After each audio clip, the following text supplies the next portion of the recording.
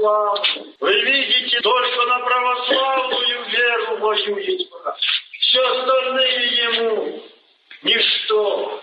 Все тесноты идут на православие.